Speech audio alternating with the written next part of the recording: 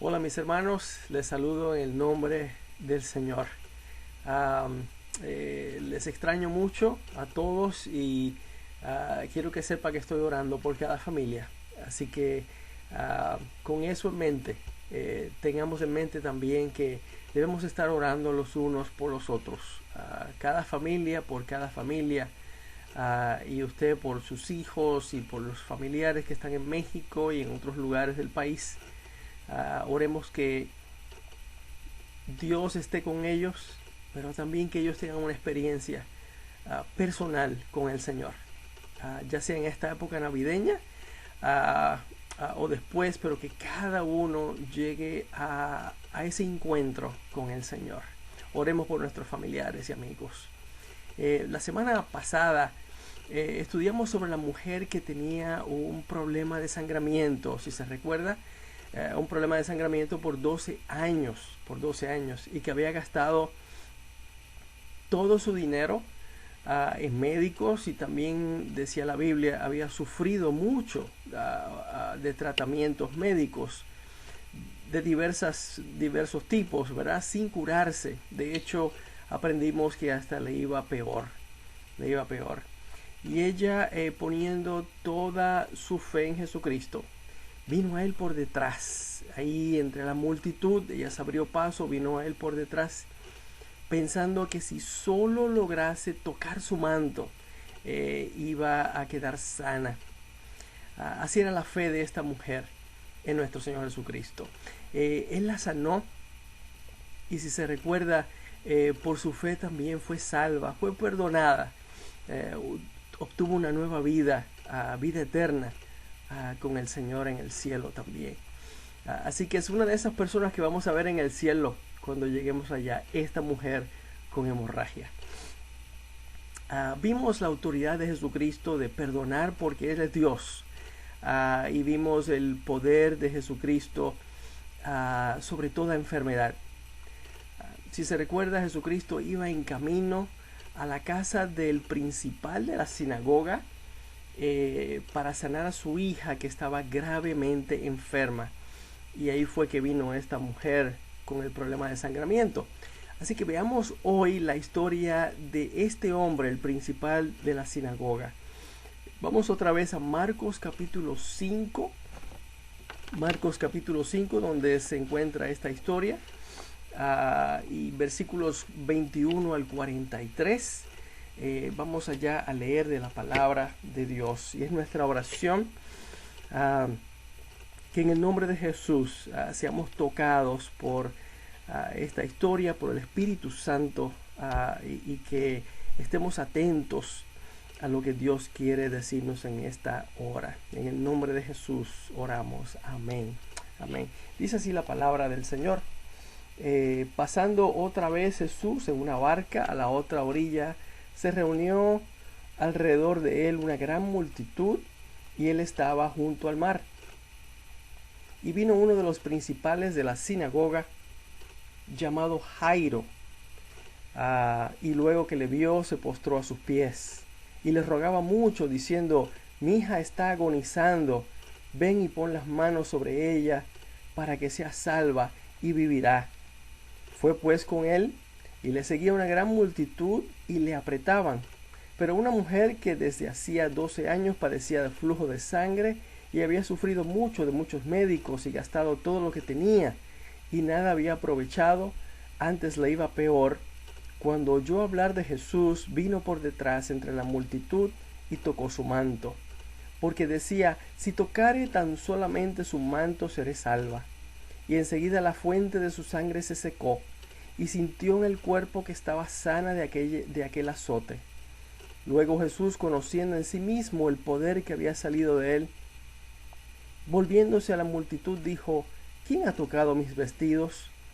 Sus discípulos le dijeron: ¿ves que la multitud te aprieta y dices: ¿quién me ha tocado? Pero él miraba alrededor para ver quién había hecho esto. Entonces la mujer, temiendo y temblando, sabiendo lo que en ella había sido hecho, vino y se postró delante de él, y le dijo toda la verdad. Y él le dijo: hija, tu fe te ha hecho salva, ve en paz y queda sana de tu azote. Mientras él aún hablaba, vinieron de casa del principal de la sinagoga, diciendo: tu hija ha muerto, ¿para qué molestas más al maestro? Pero Jesús, luego que oyó lo que se decía, dijo al principal de la sinagoga: no temas, cree solamente. Y no permitió que le siguiese nadie, sino Pedro, Jacobo y Juan, hermano de Jacobo. Y vino a casa del principal de la sinagoga, y vio el alboroto y a los que lloraban y lamentaban mucho. Y entrando les dijo: ¿por qué alborotáis y lloráis? La niña no está muerta, sino duerme. Y se burlaban de él. Mas él, echando fuera a todos, tomó al padre y a la madre de la niña, y a los que estaban con él, y entró donde estaba la niña. Y tomando la mano de la niña, le dijo: Talita cumi, que traducido es: niña, a ti te digo, levántate. Y luego la niña se levantó, y andaba, pues tenía 12 años, y se espantaron grandemente. Pero él les mandó mucho que nadie lo supiese, y dijo que se le diese de comer. Hasta aquí la lectura de la palabra de Dios. Qué hermosa. Continuamos estudiando los milagros de Jesús. Y este es uno de los más bellos, porque pensamos en esa familia y el dolor que está experimentando esa familia al perder esa niña de 12 años solamente. La historia comienza con el Señor Jesucristo enseñando desde una barca en el mar de Galilea. Y repito que Jesucristo aprovechaba cada ocasión para enseñar sobre Dios y sobre su palabra. Y entonces vemos que uno de los principales de la sinagoga judía viene a Jesucristo para que vaya a sanar a su hija que está gravemente enferma en su casa. Recuerde que la sinagoga local es donde los judíos se congregan aún hoy día para adorar a Dios y para leer las sagradas escrituras. Recuerde que el templo estaba en Jerusalén, en la capital, pero la mayoría de los pueblos tenían una sinagoga local. Y el principal de la sinagoga, así se le llama, a la persona que tiene responsabilidades administrativas en esa sinagoga, como por ejemplo organización, limpieza de la sinagoga y cualquier apoyo al sacerdote de la sinagoga, si es que tenían sacerdote. Prestemos atención a los versículos 22 y 23 aquí en la lectura que acabamos de leer, para examinar cómo este hombre vino a Jesús y qué le dijo. Eso es importante. ¿Qué le dijo también? Vemos, por ejemplo, que se postró a sus pies. Símbolo de humildad de corazón, de sometimiento a Jesucristo y de adoración a Él. Y dice la Biblia también que les rogaba. Otra vez va con todo esto de sometimiento, ¿verdad? Cuando uno se somete a Dios, a la voluntad de Él. Presta atención a sus palabras, las palabras de este hombre. Oiga, dice: ven y pon las manos sobre ella para que sea salva, que aquí significa para que sea sanada, y ella vivirá. Este hombre no dijo: ven a ver si la puedes sanar. Tampoco dijo: ven para que intercedas a Dios por ella. Sino dijo otra vez: ven y pon las manos sobre ella para que sea sana y ella vivirá. Esto habla de una fe sólida en Jesucristo, que la puede sanar. Él no tiene dudas que Jesucristo la puede sanar con solo poner su mano sobre ella. Se fijó en las palabras, muy importante. Este hombre pone su fe en Jesucristo como el Hijo de Dios, el que puede, el que tiene poder para sanar. fe en Jesucristo, mi hermano, mi amigo, fe en Jesucristo. Jesucristo tuvo compasión de este hombre y de esta familia, y por eso accedió a ir a sanar a su niña. En camino allá se presenta el caso de la mujer con el problema de sangramiento, hemorragia, que ya estudiamos la semana pasada. Pero veamos lo que ocurre después. Versículo 35. Vimos que alguien, mientras iban a la casa donde está la niña, alguien vino de allá a decirles que la niña ya había muerto. Y note lo que le dijeron al padre de la niña: tu hija ha muerto, ¿para qué molestas más al maestro? En otras palabras, le están diciendo: mira, ya ella murió, ya no hay esperanza, este Jesús de Nazaret ya no podrá hacer nada. Se acabó. El chance terminó. Ya no puedes hacer más que enterrarla y llorarla. Eso es lo que le están diciendo a este hombre. Tu esperanza terminó. Pero ahí Jesucristo interviene. Y oigan las palabras que le dice Jesús al padre de la niña. Muy importante para este hombre y para nosotros hoy. Porque acuérdense que la Biblia no es un libro, tiene historia, pero no lo leemos como un texto de historia, sino como la palabra de Dios. Jesucristo le dice: no temas, cree solamente, cree solamente. Le dijo eso al padre de la niña para enseñarle la importancia de poner su fe en la persona correcta. Como diciéndole: cree en mí y no tendrás nada que temer. Nada. Cree en mí y no tendrás nada que temer.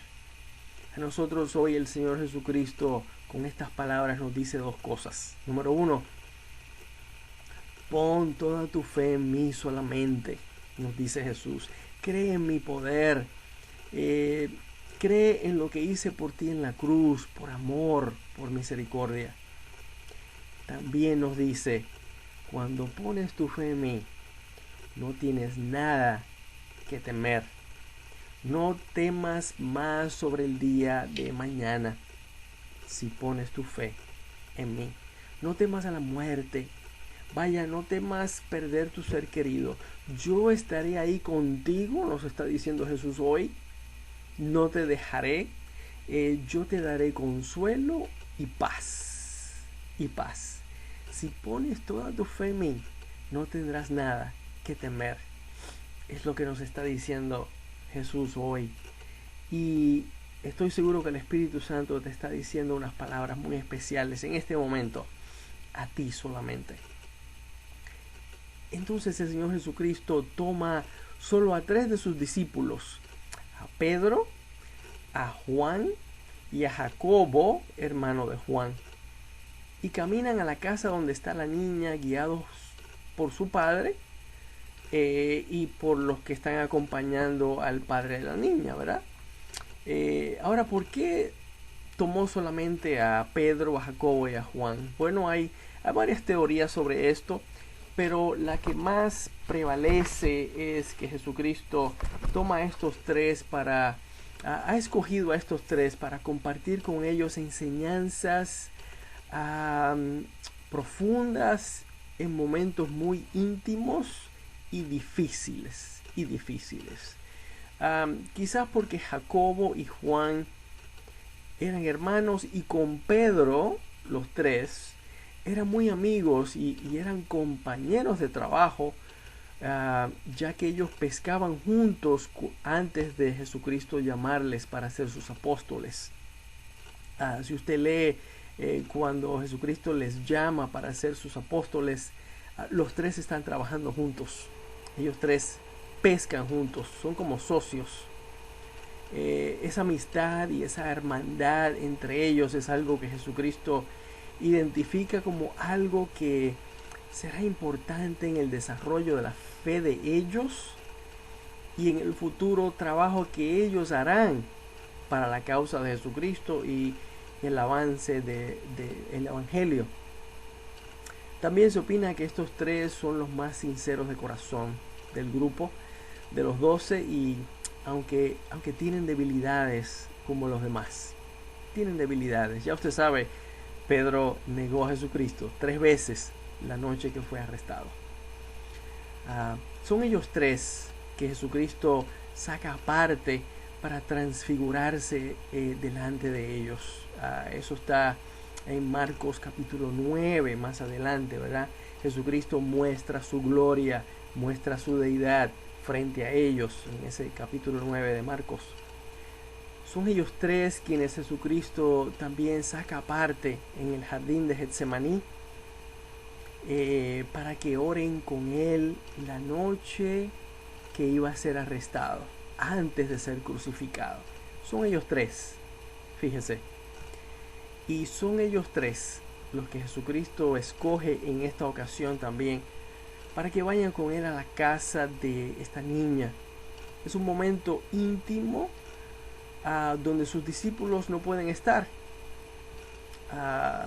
por ser un grupo muy grande y nos imaginamos que la habitación de esta niña es pequeña. Jesucristo ya sabe esas cosas, así que escoge a estos tres. Estos tres verán la incredulidad de la gente allí y también verán el poder de Jesucristo sobre la muerte. En los versículos 38 y 39 vemos que llegan a la casa y hay mucha gente allí llorando y lamentándose por la muerte de esta niña. Jesucristo les dice para consolarles, la niña no ha muerto, solo duerme. Jesucristo dice esto no porque la niña está durmiendo, ella está muerta, sino porque Él sabe que va a resucitar a esta niña. Esta muerte solamente es temporera, por eso usa esas palabras. En el versículo 40 vemos que los que estaban allí comenzaron a burlarse de Él por sus palabras. ¿Se dio cuenta de eso? Versículo 40.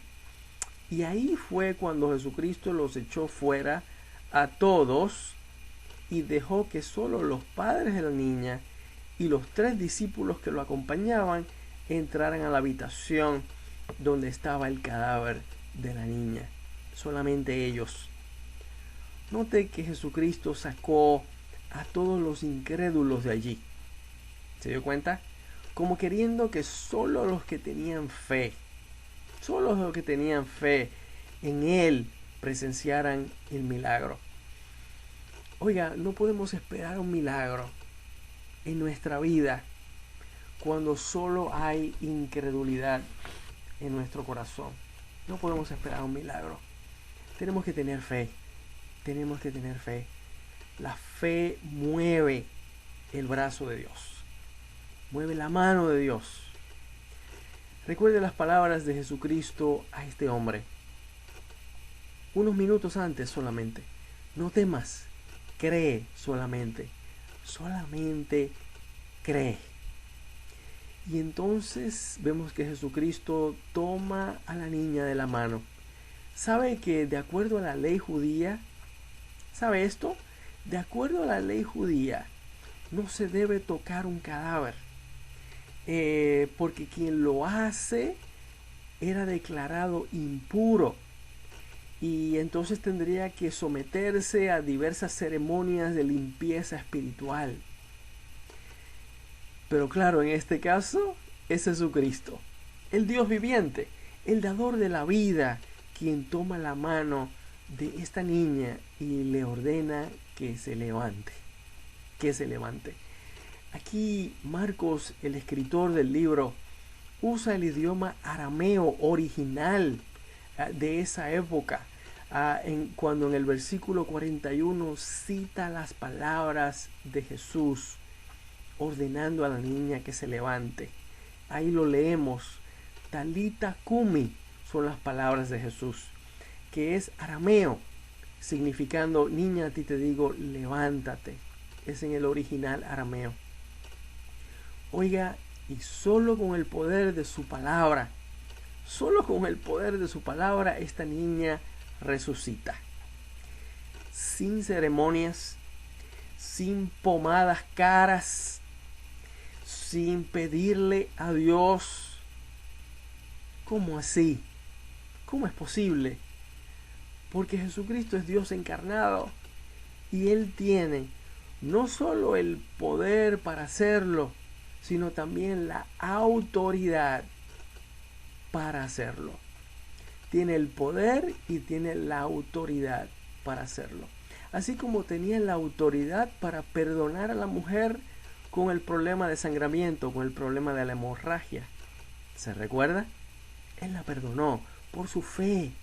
Por su fe esa mujer se fue a su casa sana y también salva de sus pecados. Y oiga, para aquel que piensa que quizás esta niña estaba en una coma, en coma y no estaba muerta, el libro de Lucas, capítulo 8, usted puede leerlo después del estudio. En Lucas capítulo 8 se relata esta historia.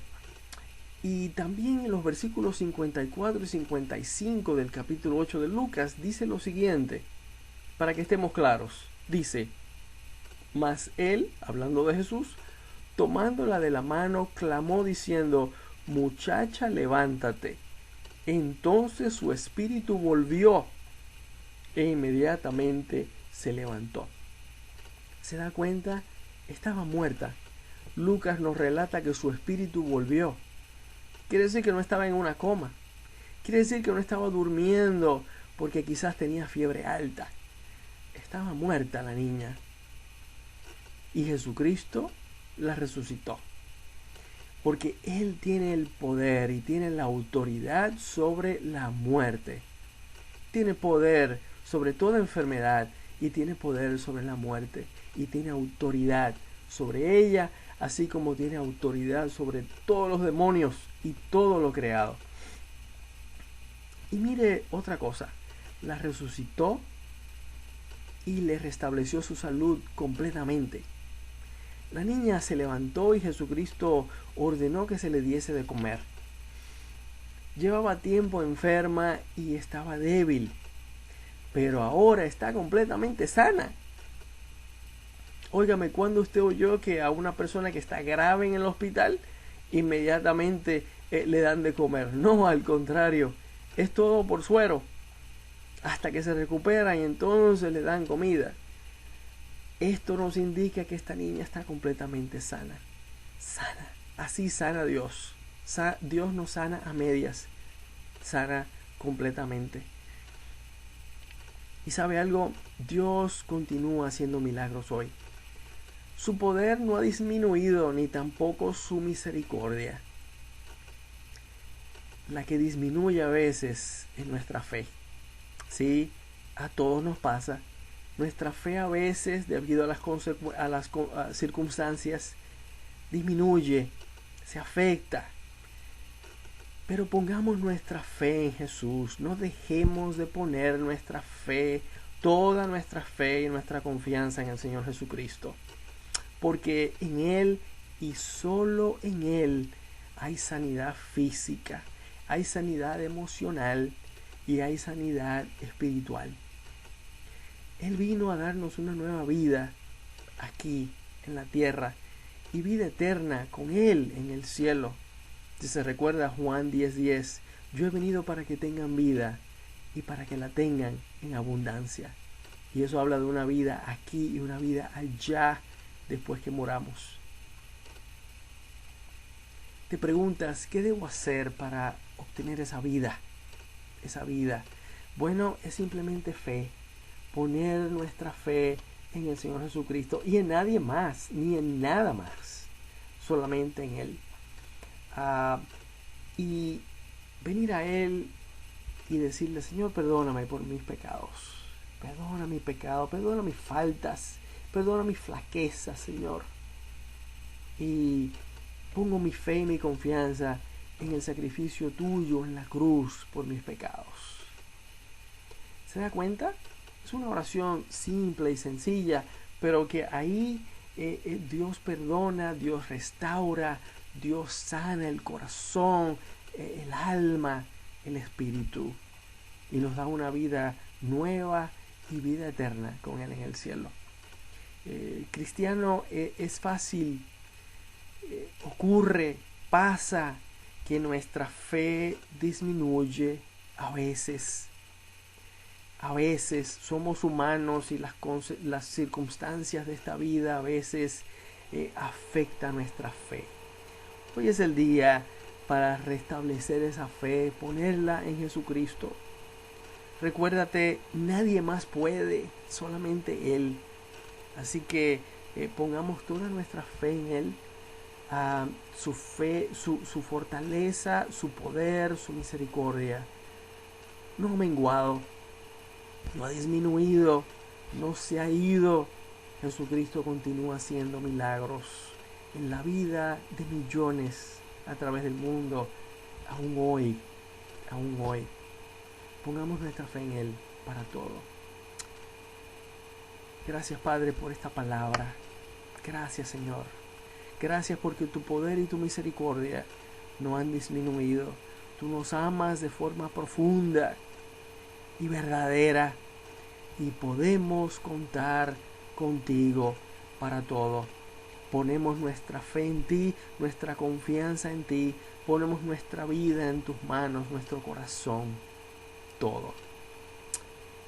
Señor, gracias por ministrarnos en esta hora a través de tu palabra. Te damos gloria y honra y pedimos tu bendición. En el nombre de Jesús. Amén. Amén. Dios te bendiga, mi hermano. Dios te bendiga.